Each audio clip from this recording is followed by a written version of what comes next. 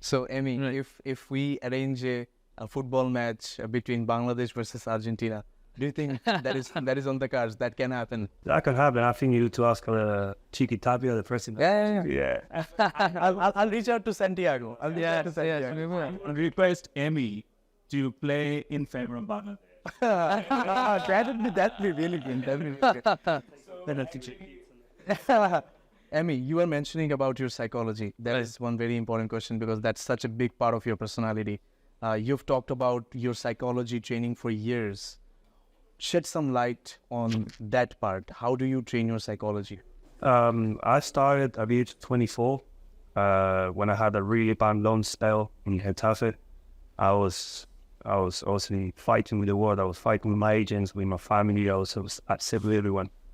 But obviously, I realized I needed help, because I thought I was talented to reach the highest level, but somehow I wasn't doing it. When I met this guy, David, is an Englishman, really helped me through my moments in my career. I met him when I was at Arsenal, and then he got sacked from the club, and I asked him to work with me personally. I talked to him once or twice a week. We prepare the game. Each game we prepare how I need to play, what the manager wants from me, what the team looks from me. And I think since I've been with him for 4 years, having used a game, and I've been consistently a 7 and 8 every single game. And when I finish every season playing for country or club, I always say to myself, the most difficult part is to stay fit, and stay consistent. Consistency. That's the psychology. The way you work for anyone, each job, if you come at 7 o'clock and then you leave at 1, and then but if maybe you got someone who work from 6 to 6, 6 to 6, 6 to 6, he's going to be better than you. Right. Every single day working hard. So that's been me all my life.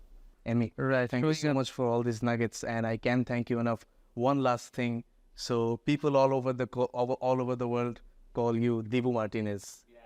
Want to request you one. I'm really excited to know about the final match when we were watching. We are so excited to watch every penalty, single shots. So what was the secret behind winning the final match, and what was actually in your mind when you were protecting your goal post? Well, many people ask me how was it so cool. Yeah.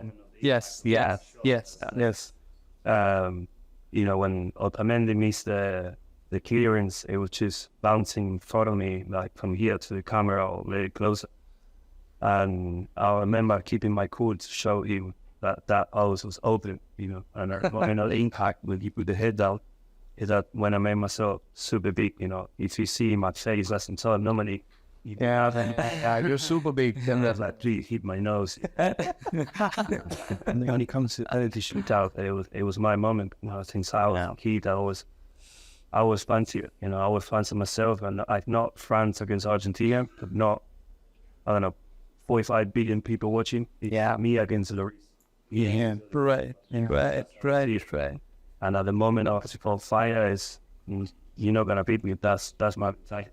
It's 1v1. It's 1v1. But my feeling was like, you will never beat me. Yeah. And I always say to my friends that 1 or 2 I get, 1 or 2 I get. Yeah, you always say that 1 or 2 I'll save. Absolutely. In a game, they can shoot 4 times, they can score 4. Yeah.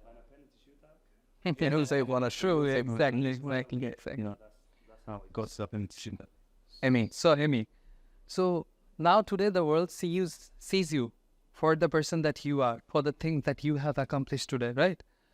But as you said, your journey, when you left your home at 12 years old, so at that time, it was not like that, right? You had your own struggles, you had your own failures, and I'm sure you had a lot of failures. Definitely you had your hard work, you had your consistency, you had your persistency, so you had everything, right? But apart from that, I'm sure you had your fair share of failures. So there are a lot of people out there who are like at this stage of their life right now, right? That struggling phase, that phase where they face a lot of failures.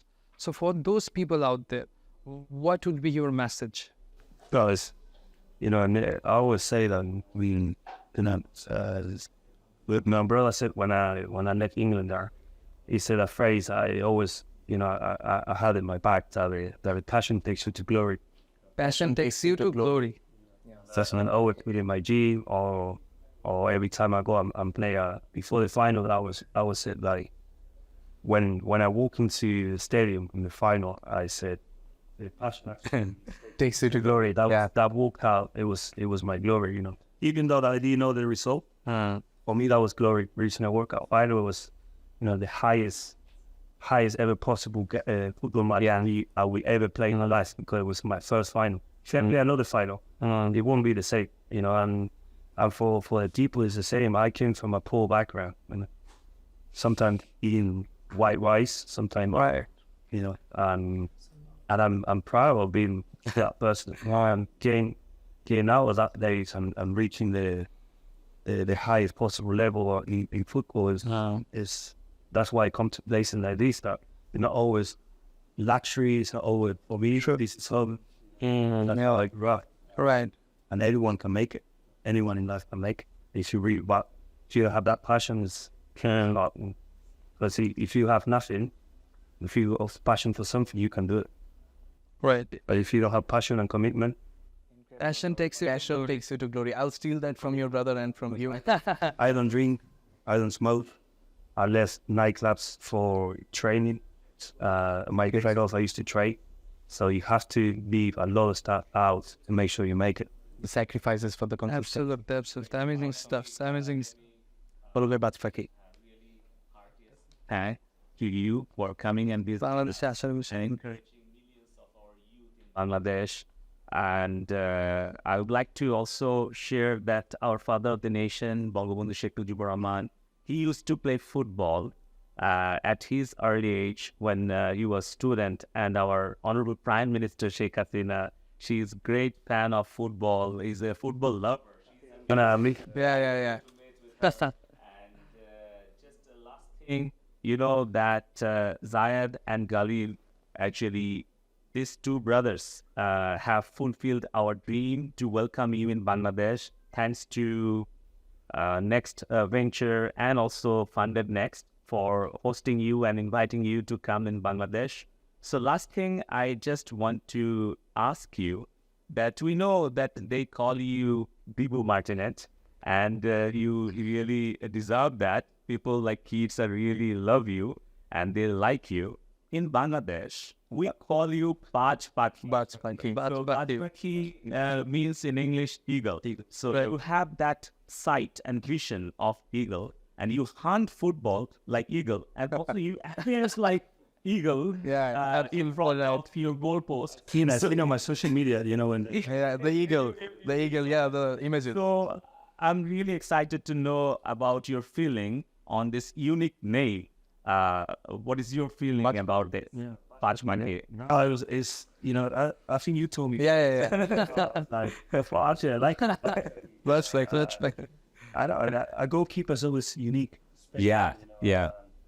I always had a lot of nicknames. I think I went to China and they call me somewhere else. Like they say that they remind me like a Teletubby. Like, wow, isn't that coming here? The people feel some back to she is Baj Pakhi. like an eagle is. It's good to know. Yeah. So now everyone I see now on social media like an eagle. Now we know why. You know why. So can you just repeat all these words like This is Emmy Martinez. Emmy Martinez. I'm the Baj Pakhi. I'm the Baj Pakhi of Bangladesh. This is Emmy Martinez and I'm the back of Bangladesh. Yeah. Okay.